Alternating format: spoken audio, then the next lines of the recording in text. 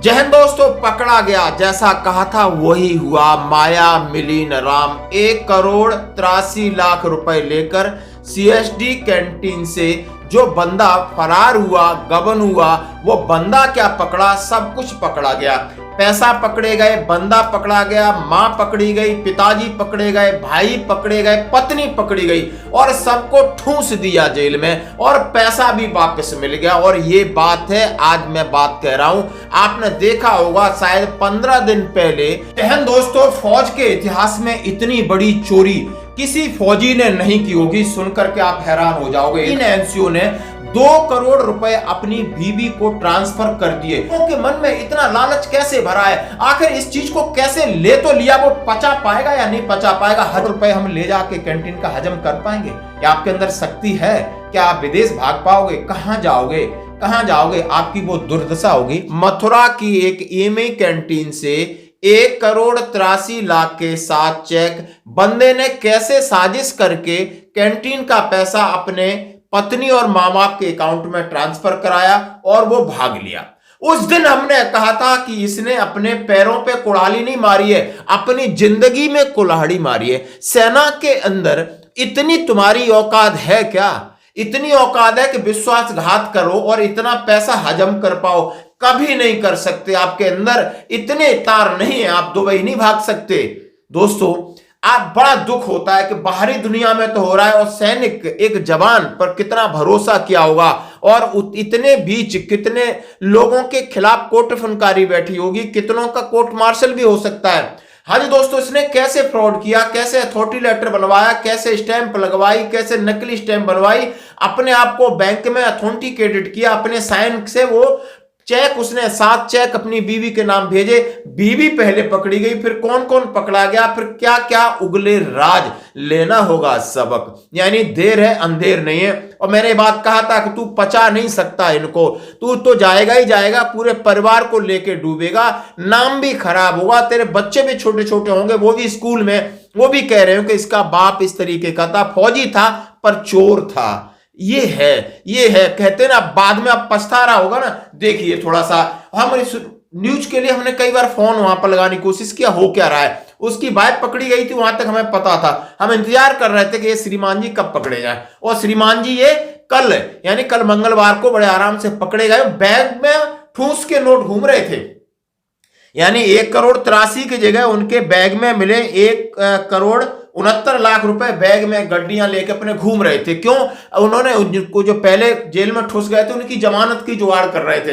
वारे वारे। अभी देखते हैं क्या है। आर्मी कैंटीन के क्लर्क को पुलिस ने किया गिरफ्तार, बैग में लेकर घूम रहा था। तलाशी ली तो दंग रह गए अधिकारी, और जब पूछताछ की तो और भी दंग रह गए। तो मामला क्या है, जैसा हम सभी जानते हैं कि सेना की कैंटीन के खाते से 1,83,00,000 उड़ाने वाला जालसाज क्लर्क मंगलवार को पुलिस के हत्थे चढ़ गया। उसके कब्जे से 1,66,00,000 रुपए वसूल हो गए। वह अपने साथ बैग में इतनी बड़ी रकम लेके घूम रहा था। श्रीमान जी 2 बैग लेके बेचारा घूम रहा था, क्योंकि माया है ना, बुद्धि तो खराब करेगी, कहां जमोगी। पुलिस धोखाधड़ी में उसके माता पिता, चचेरे भाई के संलिप्त होने से पहले ही जेल बुझ गई। यानी पहले उसकी मां, पिताजी, पत्नी, चचेरे भाई के संलिप्त होने के कारण जेल पुलिस पहले ही पकड़ के भेज चुकी है। पुलिस उसके गांव में इतने दिन से डेरा डाल के पड़ी है, सिविल ड्रेस में। उसके रिश्तेदारों के हर जगह पुलिस उसके गांव में पड़ी है और सारी इंफॉर्मेशन ली। जरा सुनिए। पत्नी के खाते में भेजे गए 17 लाख रुपए पहले ही फ्रीज कराए जा चुके। यह परिजनों की जमानत के लिए मथुरा आया था और पुलिस ने पकड़ लिया। सेना की 7001 एमी की रीन कैंटीन, इसमें दिसंबर 2023 से रोहतक के लाल बहादुर शास्त्री नगर निवासी दीपक कुमार क्लर्क के रूप में तैनात था। दिसंबर 2030 से 1 साल में काफी अनुभव हो गया। दीपक के मन में कैंटीन का पैसा हड़पने का लालच आया।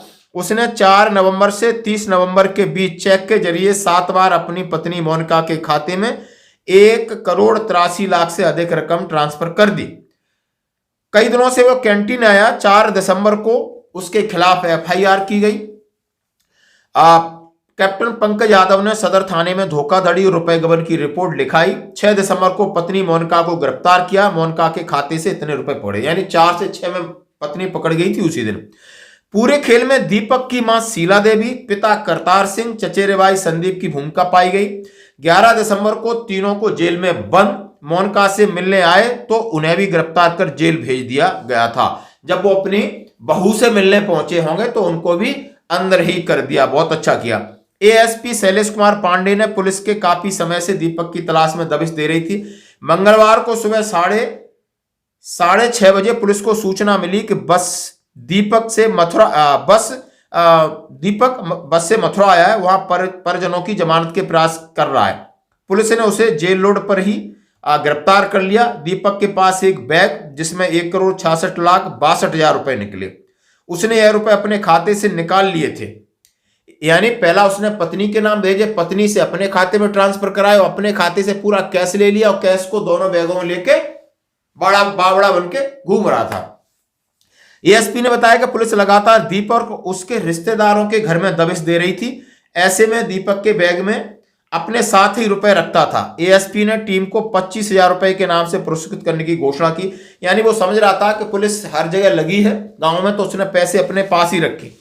उसने बताया कि उसने बैंक में सेना का फर्जी अथॉरिटी लेटर बनवाया, फर्जी स्टैंप लगाए, फर्जी साइन कराए और अपने हस्ताक्षर को वेरीफाई किया ताकि बैंक से रुपए निकालने में आसानी हो। अपने परिजनों के साथ रुपए गबन करने के लिए कहीं दूसरे स्थान पर रहने की योजना भी पूरी बना रखी थी। 15 दिन हरियाणा में रहकर पुलिस ने जुटाए साक्ष्य। सदर थाने में मुकदमा दर्ज होने के बाद एएसपी ने 2 टीमें मामले में बनाई और एएसआई किशोर और दूसरे एक एसआई के लगा करके 15 दिन तक इसके गांव रिश्तेदार हरियाणा में रह करके सिविल ड्रेस में पूरी उन्होंने सूचना एकत्रित की और इसको ट्रेस करते रहे। हर एक बात को, हर एक मूवमेंट को ये उनके रडार पे चढ़ गया और पकड़ा गया। तो ये हो गई कहानी का द एंड। समझ रहे हैं ना भाई दोस्तों? यदि आप सर्विंग सोल्जर हैं, यदि आप सोल्जर हैं, सर्विंग है या बाहर हैं, यदि आप सोल्जर हैं, इंडियन आर्मी के जवान हैं, इंडियन आर्मी के जेशु हैं, इंडियन आर्मी के अधिकारी हैं, ये हसर होता है। और ज्यादा माइंड होता तो 2, 4, 5 दिन 10 दिन और घुमा सकता था, खा सकता था, पी सकता था, लेकिन इस तरीके से हजम नहीं कर पाया। और ये बात हमने उसका मैं एक बार आपको दिखाई देता हूं कि ऐसा हजम नहीं कर पाएगा। इस दिन इसका वो बुरा हाल होगा। यानी कहते माया मिली और न राम मिले। अब बताओ क्या क्या खोया और क्या पाया, ये एनालिसिस करना बहुत जरूरी है जिंदगी में। एक सजा ईश्वर देता है जो ऊपर जाते हैं, और ईश्वर की मार है वो जबरदस्त होती है और उनको कोई नहीं डरता है तो वो वहां निबटता है। यहां कितना भी सातर आदमी हो, और एक सजा यहां देता है, कानून देता है। और सेना जैसा एक अनुशासन वाली फोर्स, और जहां पर प्यार और भरोसे से चलती है सेना, भरोसे से चलती है, प्यार और भरोसे से, लॉन्ग टर्म्स में आप सोचना होगा, देखना होगा। तो कानून तो जब गलती होती तब कानून का सहारा लिया जाता है, कानून हमेशा नहीं है, क्योंकि कानून तो हमारे रग रग में सबके में भरा हुआ है। तो जब कानून से हमें पढ़ाया गया है, बनाया गया है, खिलाया गया है, लड़ाई का है, एडमिनिस्ट्रेशन है, स्पोर्ट्स है, सब जगह कानून है, उसी का एक डर रहता है। फिर वो डर हमारी आदत बन जाता है कि नहीं, हमने गलत काम नहीं करना, चाहे सिविल में आके हो। लेकिन इन भाई ने इतने दिन सेना, अब बताओ कि इन्होंने अपने माँ बाप सबको जेल ठूस दिया, सब कुछ होगा, नौकरी जाएगी, वो जानी भी चाहिए, कोर्ट मार्शल होना भी चाहिए, सजा मिलनी भी चाहिए। और उसके बाद जहां पर इन्होंने गड़बड़ी की है, जहां पर भरोसा जिसने किया है, उनके खिलाफ जो कोर्ट ऑफ इंक्वायरी होगी, एक्शन होगा, वो दुख वाली बात है कि आप सेना में भी कोई भरोसा नहीं करेगा। एक सूबेदार मेजर होता है, ट्रेजरी की चाबी किसी को पकड़ा देता है, वो ट्रेजरी से पैसा लेके भाग जाए। अब ये भरोसा का कत्ल किया है, वो सूबेदार मेजर है, कोई भी हो, जो सिस्टम हमारा होता है हम सब जानते हैं, इस जगह पे सबने काम किया होता है। लेकिन इस तरीके के कृत्य कहीं ना कहीं प्रश्न चिन्ह खड़ा कर देते हैं कि एक इतनी अच्छा इंस्टीट्यूशन सेना, जहां पर लोग कस्में खाते हैं, और आज ये बेइज्जती करा रहे हैं, धज्जियां उड़वा रहे हैं। धन्यवाद दोस्तों।